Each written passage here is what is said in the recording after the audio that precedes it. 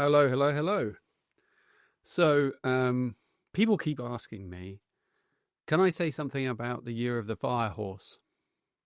So, okay, I I put it to my contemplation, and I also asked AI. I confess, because I wanted to know when was the last fire horse year. That was really what I wanted to know. And so AI very kindly told me 1966, and then the one before that, 1906. And I said, oh, well, what happened in 1906?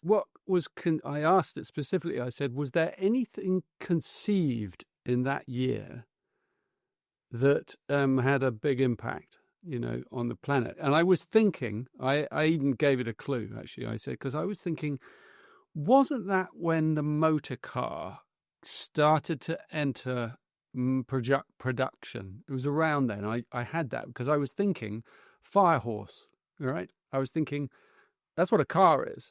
That's where I went with fire horse. I went, it's the car, right? It's the motor car. It runs on fire and it's like a horse. And of course, it ended an era where we used the horse, and so that was where I was going. And so bear with me. And then I thought about that. And then I thought about 1966. And I thought, well, what was conceived there? And that was interesting because in a way there was a host of things that were conceived around modern computing.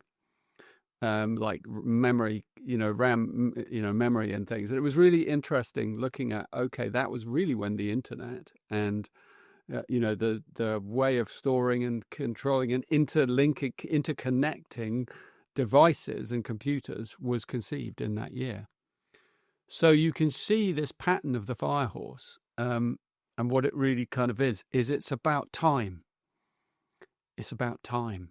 Because if you think of the time before the car, our relationship to time was entirely different, because we moved through space and time differently. We had horses, right? And so things were slower, even though horses are incredibly fast and they can run fast. They're not as fast as a car. I also noticed, by the way, that in the year 1966, it was the year that the U.S. Air Force kind of prototyped the fastest jet ever, the Blackbird. It was called. It was an incredible plane. I loved as a boy. I remember building one. It was a precursor to space flight as well. A plane that flew at 3,000 miles an hour or something, Mach 3. Unbelievable. Anyway, so it's all about speed and time. And then I got to contemplating, where contemplation goes when you really let it run. I got to contemplating what else does it bring up in me, this fire horse symbolism. And it made me think of, Hinduism and this notion in Hinduism called the Kalki avatar. And the Kalki avatar is a kind of savior figure who arrives at the end of the Kali Yuga, at the end of the Dark Age. And the Kalki avatar, so he signifies divine justice, and he signifies a massive change. And he comes on a horse, right? And he has a flaming sword, and the symbolism all around him is fire. So he is, the fire bringer and the horse, the white horse. And so I was thinking, that's what this energy is. It's like it brings like huge consciousness shifts, but it also brings incredible warnings about burnout. And it changes. It's the potential to change our relationship to time, because that's what each of these, and right now, if you think of 2026, you think of what's being conceived technologically today, I think we all see where I'm going with this one. The dawn of AI and everything. That is also a fire horse that is running at full pelt, that we don't know how to stop. And we don't know how to stop these things. We can't stop these things, these technologies. They can only come to a hard stop through a crisis, and actually that's a big possibility for our planet, because we eventually burn up all our resources, We use up all our water. Because we can't help with our nature, right? And I'm being light about it, but it's heavy, it's intense. There are people, losing families and livelihoods, and migration patterns are changing, the planet's changing, the soil's changing, the diversity's changing. We're losing so much right now. And we are rightly, many of us, terrified. And some of us are very excited as well. And I can understand both views. Both views are part of the same view. So here's my message that I think comes from this. Like, if you're riding a fire horse, as we are, and you personally are also riding, we're individuals riding this energy, right? It's up to us to choose how we ride that horse, or whether we let that horse burn us out, or, because, it's all about our relationship to time. And so what we don't realize is that we have a pair of reins, right? We're on the back of this thing, and it's going at 100, Mach 3 or whatever, really fast. And it's terrifying because it's out of control. But we have reins. So we can rein the horse in, right? In our inner lives. Right? We can rein it in, and we can just go, hey, let's just calm this down a little bit, right? Let's just calm this down a little bit. Let's take some of this fire out, because it's burning up our immune system. It's burning up our nervous system. It's burning up our planet. And we are aging. Even though we're living longer, we're aging but more quickly. In other words, we're feeling older, and we're feeling like, and our health is not generally being carried well into old age, right? So for me, it's a lot about time. And this is an opportunity, because if you think about horse, right? Horses, horses burn out too, and if you let this thing keep running, its spirit is to run. So you actually are responsible for the health of the horse. So you have to bring it in, rein it in, and just say, come on, calm down. You need a rest. You need some food. You don't have to run like this. You can have your time, but you can't run like this all the time. You'll just kill yourself, right? Your heart will explode. It's actually happened sometimes with horses. And so literally rein your horse in and come back down and reset your nervous system. And that means that your relationship to technology, to the nervous system burnout on this planet, it's absolutely in your hands to change it. And so it's about having a new view. And that's what these avatar figures bring. They bring the breaking of patterns, the ending of patterns. So it's not just about breakneck technology that changes the consciousness of humanity. That's going on as well. But at a deeper level, at an inner level, other things are happening. Like if you think about 1960s, 66, that was, this was like, that was the summer of love coming, that was like this incredible birth of a new consciousness that was seeded then. And a lot of incredible teachings and teachers emerged, especially in the modern world, the Western world. A lot of the Eastern teachings came to the West. And so consciousness opens up as well in these phases. But this phase, because the fire is so intense in our nervous systems and in our brains, the counter movement is actually stepping off the horse. Stepping off the horse and reining the horse in and giving the horse a break does not mean you are kind of retro, kind of moving against the current or the rhythm.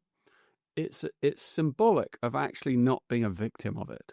That's what it is. It's symbolic of you do not have to be a victim of this fire that's running our planet, of this blindness. In the Chinese, they call it the sin. Right, they have two things: the fire mind and the yi, the water mind, the sin and the yi. And And the fire mind is the thing that burns us out, and the water mind is the thing that cools us and calms in. You need to have them in balance. And ideally, the water mind runs the show, because the water mind is the wisdom mind. The fire mind is the knowledge mind, data mind, right? And wisdom knows more than knowledge at a visceral level. So this is about trusting in the wisdom of the body and coming into a new relationship with time itself. So my feeling, and I've called 2026 the year of the closing door, because there is a timeline that's running to a close, and that it will end in this year, or at the end of this year, or sometime. It's around this time. And then there's the possibility of a new relationship to time emerging. And some of us will carry on in the old way because we're hooked, we're addicted to that timeline, that linear timeline. But if you step off the horse, if you rein the horse in and you give the horse a break and you feed it and you give it some water and you just chill, you can participate in whatever's happening and the changes and all of it, but you don't have to be a victim of the fire. So you then reset your biology at a somatic level so that you can handle the raising of the frequency of the consciousness of our planet. And you can handle the next level of fire without burning out. So really think about this. Like, this is about coming really deep inside our body and coming into our wisdom mind, which is not a thinking data set mind. That's the knowledge mind. That's the knowledge mind. It's very good for knowing stuff, for finding stuff out. AI has nothing to do with the dimension of the wisdom mind. The wisdom mind is horizontal. It's about slowing down. It's about pausing. It's contemplation. It's about allowing its permission to slow down. And slowing down does not mean going slower. Slowing down means efficiency. It means breathing. It means rhythm. It means pacing. It means calm. But you can be passion and calm can live with each other.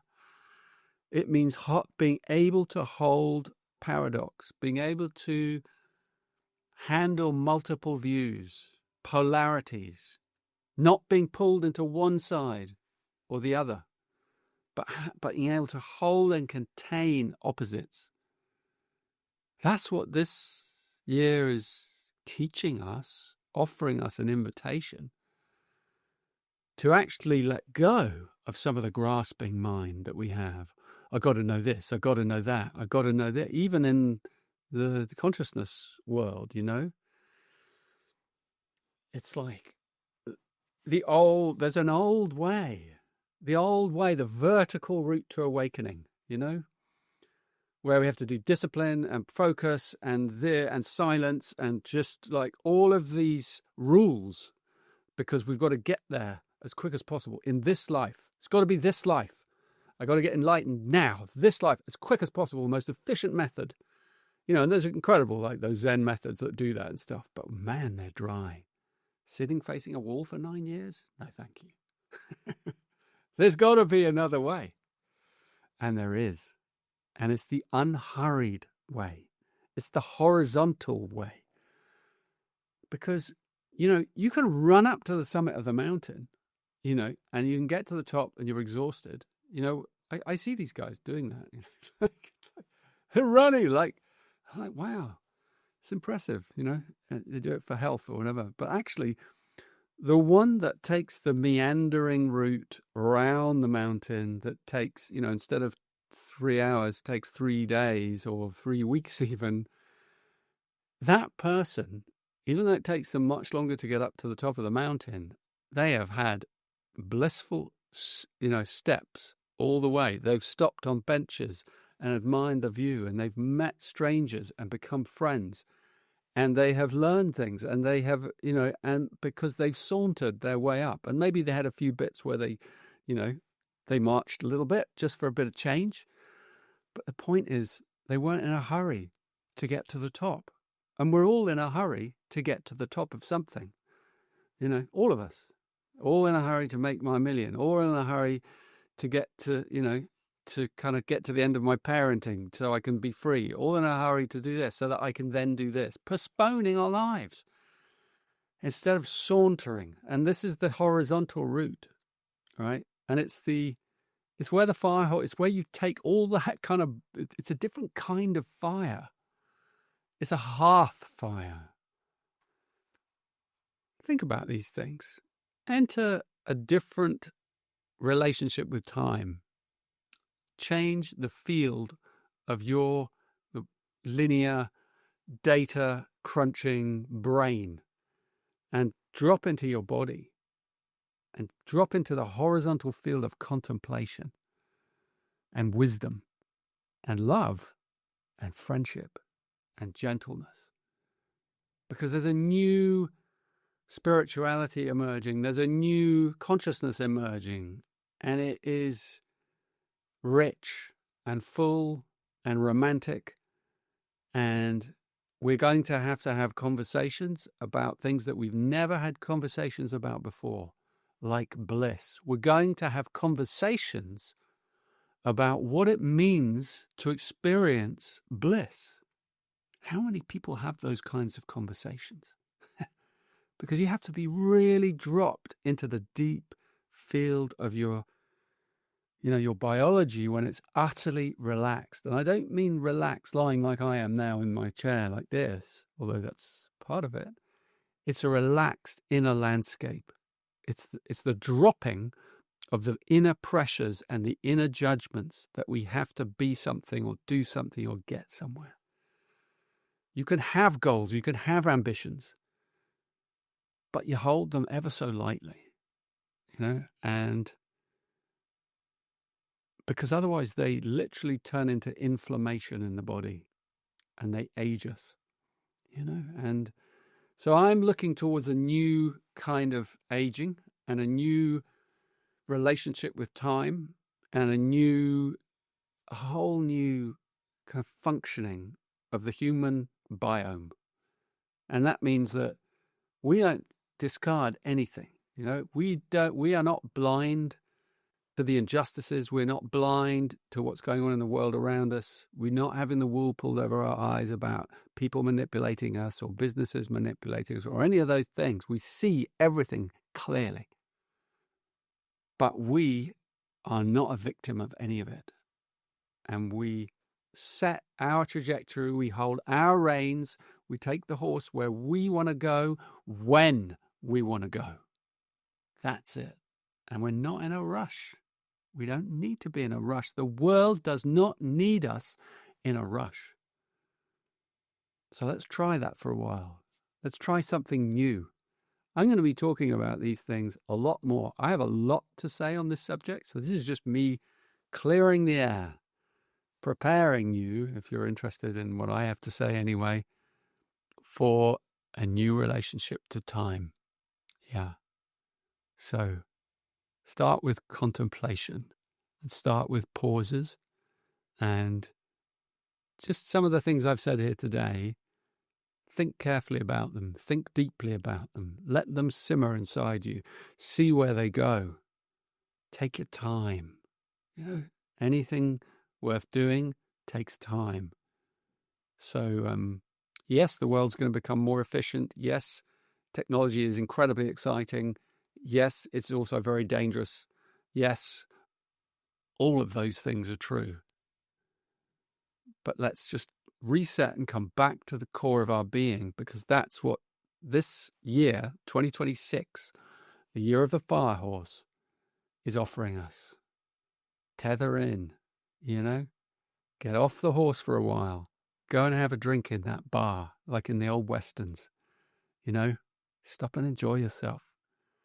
Yeah, that's all I have for today, but hopefully it was a different take on the fire horse. Many blessings.